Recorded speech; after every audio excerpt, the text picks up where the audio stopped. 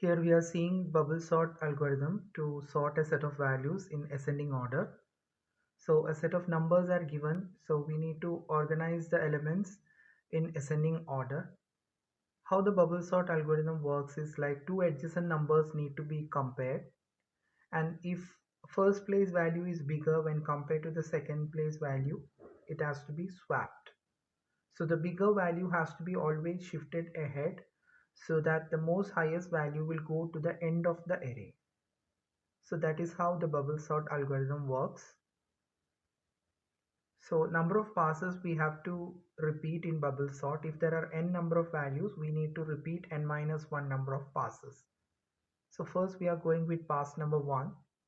So all adjacent numbers have to be compared. So first we compare between 8 and 7. So when we compare between 8 and 7, 8 is a bigger number, so it needs to be swapped. 8 is a bigger number when compared to 7, so it needs to be swapped. So we get 7, 8. Next we compare second and third element, so which is 8 and 5.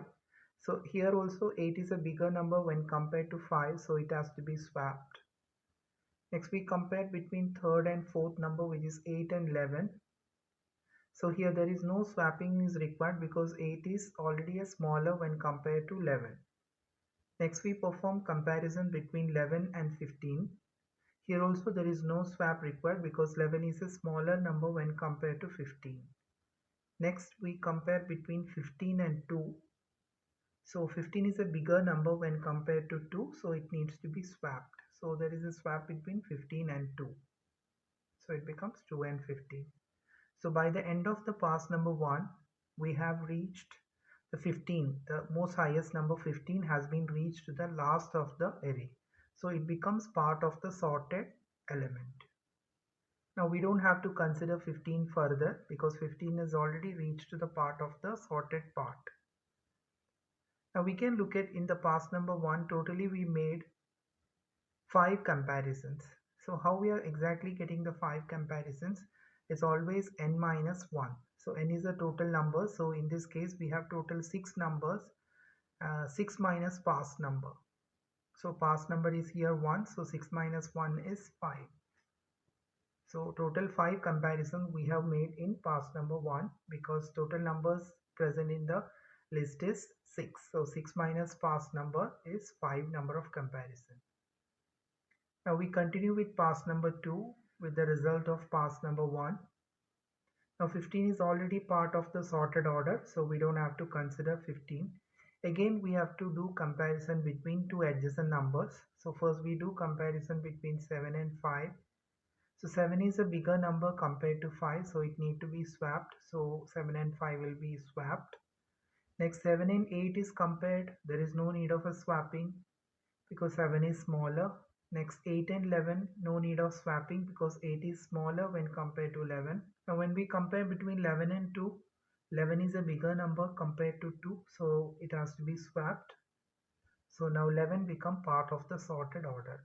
So by the end of pass number 2, the second highest element will come at the second last position of the array. Here we can see that we totally made 4 comparisons. So how we get exactly 4 comparison? It is n minus pass number. So n is 6 and pass number is 2. So 6 minus 2 is 4 comparisons we have made in pass number 2. Continue with the results of pass number 2 to pass number 3. Here now 11 and 15 is already part of the sorted order. Again now we perform the comparison between 5 and 7. No swapping is required because 5 is already a smaller number. 7 and 8, 7 is a smaller number compared to 8. 8 and 2 comparisons, so we can see that 8 is a bigger number when compared to 2, so it need to be swapped. Now by end of pass number 3, we can see third highest number has reached the last part of the array. Now totally we made 3 comparisons, which is 6 minus pass number 3, 6 minus 3 is 3 comparisons. We continue with the result of pass number 3 to pass number 4. Again perform the comparison between adjacent values. So 5 and 7, there is no swapping is required because 5 is smaller compared to 7. 7 and 2. 7 is bigger when compared to 2, so it has to be swapped. So 7 has gone as a part of the sorted element. Total number of comparisons which we made is 2, which is 6 minus 4. Now with the result of pass number 4, we go to pass number 5. 5 and 2 is compared. 5 is bigger when compared to 2, so it has to be swapped. So all elements become part of the sorted order once we complete n minus 1 number of passes. So we have 6 numbers, so we have to perform 5 passes. So always n minus 1 number of passes have to be done in bubble sort to sort all the elements in the ascending order. Here we have done one comparison, that is 6 minus pass number, which is 5. 6 minus 5 is 1. One number of comparisons we have performed in pass number 5. Now we can see in the bubble sort algorithm with n number of n equal to 6 numbers. So we have taken 6 numbers. So we have done 5 passes. So n minus 1 passes. So if you number the pass number as 1, 2, 3, 4, 5, there is a relationship between the pass number and how many number of comparisons we have done. So in the pass number 1, we have 5 comparisons. In the pass number 2, we have 4 comparisons. So if you take k as a pass number, we always have n minus k number of comparisons in each pass. So we can see that k is pass number 1, k is 1. So we have performed 6 minus 1, which is 5 comparisons. At the last, when the pass number becomes 5, we have performed 6 minus 5, one number of comparisons. So if k is a pass number, in that pass number we have to perform n minus k number of comparisons. And the comparisons should always start from the beginning in bubble sort. Bubble sort algorithm requires n minus 1 passes to sort an array of n elements. Pass number k require n minus k number of comparisons. Now let's see bubble sort algorithm, how it works. Starting from the first index, compare the first and second elements. If the first element is greater than the second element, they are swapped.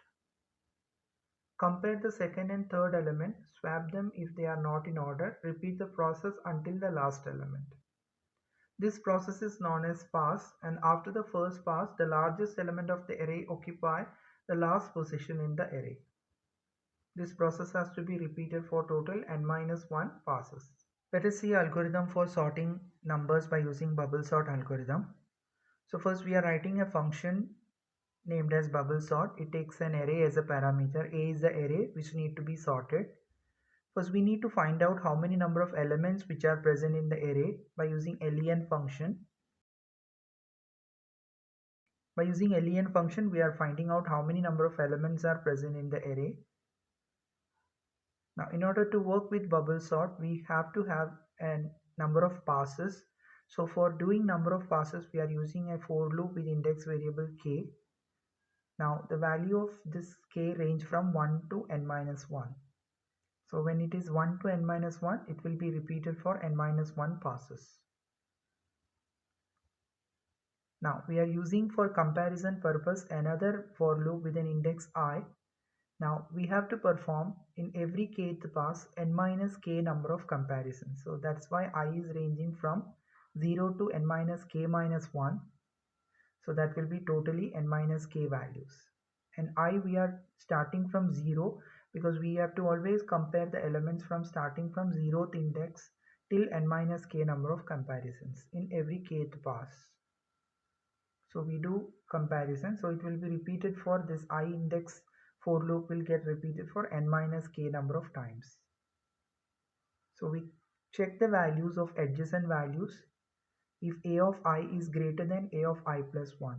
So first place value, that is ith value, is greater than I plus 1.